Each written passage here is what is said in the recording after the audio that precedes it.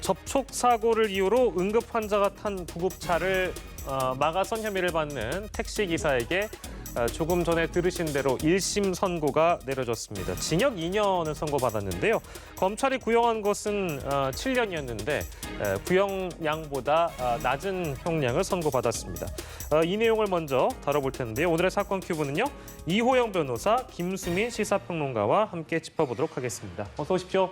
안녕하세요. 네, 이 내용은 뭐 많은 시청자 여러분들이 아시겠습니다만 지난 6월에 있었던 일입니다. 굉장히 공문을 샀던 그런 내용인데 김수민 평론가께서 구체적으로 어떤 사건이었는지 좀 설명을 해주세요. 네, 지난 6월 8일에 있었던 사건인데 사설 구급차하고 택시하고 접촉 사고가 일어났었죠. 네. 그런데 이제 택시가 사건 처리를 기사가 요구를 하면서 구급차를 세워놓고 있었고 구급차 안에 타고 있었던 사람은 80세 여성 노인입니다. 예. 폐암 4기였었고 그날 호흡이 곤란하고 또 통증을 호소했기 때문에 굉장히 위급한 상황이었다라고 볼 수 있는데 이렇게 해서 길에 차를 세워놓고 한 10분 정도 실랑이가 벌어졌습니다. 예. 골든타임이 될 수도 있는 시간이고 그리고 그 시간이 어떤 영향을 끼쳤는지를 떠나서 위급하다는 걸 알면서 예, 기사가 방해를 했다라고 볼 수 있기 때문에 많은 사람들의 공분을 일으켰다라고 볼 수가 있겠고요. 그리고 나중에 추가로 드러난 부분인데 이 택시 기사가 예전에 다른 차량을 몰면서 예. 일부러 어떤 차에 들이받고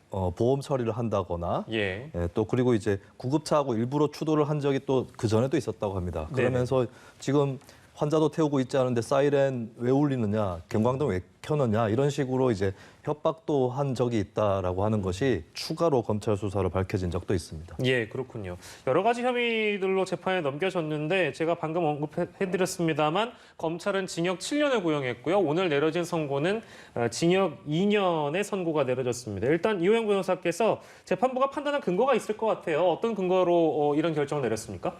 일단 지금 재판부는 오늘 처벌을 받은 그 A 씨가 이제 장기간에 걸쳐서 이런 고의로 보험 사고를 낸다든지 그다음에 단순 접촉 사고임에도 불구하고 치료가 필요한 것인 것처럼 네. 속여서 어떤 이제 합의금을 갈취한다든지 이러한 어떤 장기간에 걸친 그런 고의 사고로 인한 범행의 죄질이 대단히 안 좋다. 예. 그런 점이 있고 그래서 범행 기간이나 수법에 비추어 봤을 때 죄질이 불량하다라고 본 것인데요. 그런데 검찰의 구형량 7년에 비해서 어쨌든 2년이라고 하면은 좀 많이 대폭 감해진 거 아니겠습니까? 예, 예. 이것에 대해서는 이제 힌트를 알 수 있는 것은 예.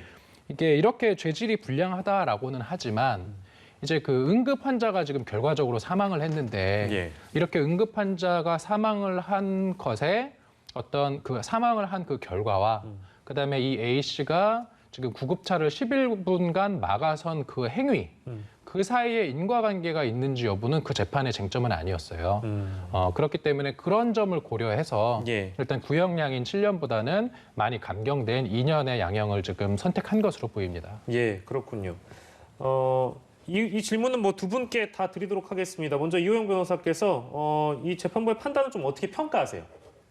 저는 나름 합리적인 판단이라고 보고요. 예. 다만 형이 너무 낮은 거 아니냐 이런 이제 비판이 나오는데 예. 그 부분은 앞으로 또 결과가 시정될 여지가 있는 것이 예. 지금 피해 유족이 지금 이 A 씨를 살인 미수, 과실치사 혐의로 고소해 놓은 사건은 아직도 조사 중이거든요. 예. 그래서 지금 재판부에서도 판결문에서 밝혔듯이 이 피해자의 사망과 A 씨의 이 가해 행위 사이의 인과관계는 지금 재판의 쟁점이 아니었기 때문에 예. 그 수사 결과 혹시라도 이 피해자의 사망과 그다음에 이 응급차를 막아선 행위 사이에 인과관계가 있다라고 하면 추가로도 처벌받을 여지는 아직도 남아 있다. 예. 이런 말씀 드리고 싶습니다. 예, 그 내용 중요한 내용이니까 이호영 변호사께서 짚어주셨고 마찬가지로 재판부의 선고 내용 김수민 평론가께서 어떻게 좀 평가하세요? 네, 법에 해박하지 않은 보통 국민의 시선으로 봤을 때는 일단은 검찰 구형 7년, 2년 이렇게 되니까 7대2라고 해서 너무 가벼운 처벌이 아닌가 이런 생각들을 많이 하실 것 같습니다. 네. 근데 이제 방금 이 변호사님께서 말씀하셨다시피 추가로 처벌받을 여지가 열려 있다는 거 이 부분이 좀 알려지면 여러 가지 다른 생각도 할 수 있을 것 같고요. 예. 여기에 대해서 이미 이제 청원 청와대 청원 게시판에 많은 사람들이 글을 올리기도 해서 앞으로 이 문제에 대해서 이제 법적으로 형량을 더 높이는 그런 시도들이 있을 것으로 보이고 네. 그리고 이제 이런 법적 처벌 전에 범칙금만 보더라도 이 경찰 측에서도 얘기를 했지만은 6만 원입니다. 이게 네. 너무 낮다라고 하는 그것은 단순히 국민 정서법이다라고만 볼 수 없는 낮은 수치라고 볼 수 있겠고 이 부분이 변화가 있을 것으로 보여지고요. 그리고 여기에 추가로 더해져서 이거는 시스템적인 부분인데 긴급 자동차 우선 신호 시스템을 확산시키겠다라고 경찰에서 밝힌 적이 있습니다. 예. 이게 전국 15개 도시 정도에서만 아직 시행이 되고 있는데 소방센터하고 신호센터 양쪽이 연결을 해서 이런 긴급 자동차들, 뭐 구급차, 경찰차, 소방차 이런 차들이 지나갈 때에 우선적으로 신호를 부여해서 통과시키도록 하겠다라고 예. 하는 물론 이 사건 내용하고는 아주 깊은 연관이 없을 수도 있겠지만 이런 종합적으로 긴급 자동차의 원활한 운행을 위한 대책들이 더 마련이 될 것으로 보입니다. 네, 맞는 말씀이고요. 유족 측은 제대로 사과를 하지 않고 있는 점이 반영되지 않았다고 격정을 토로했다고 합니다. 예, 이 내용까지 전달해 드리고 관련 내용은 또 다를 수도 있을 것 같네요. 1심 선고 내용 만나봤습니다.